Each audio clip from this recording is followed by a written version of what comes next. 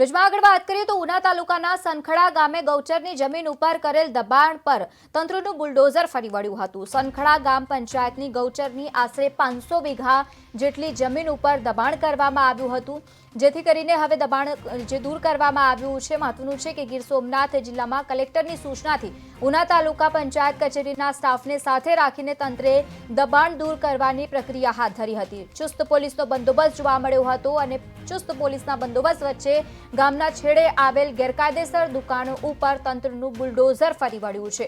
તો મહત્વપૂર્ણ સમાચાર તેને લઈને પણ સામે આવ્યા છે। ફરી એકવાર દાદાનું બુલડોઝર ફરી વળ્યું છે। 500 વીઘા જેટલી આ જમીન ઉપર દબાણ કરવામાં આવ્યું હતું। ગેરકાયદેસર દબાણને લઈને ફરી એકવાર કાર્યવાહી હાથ ધરાઈ છે।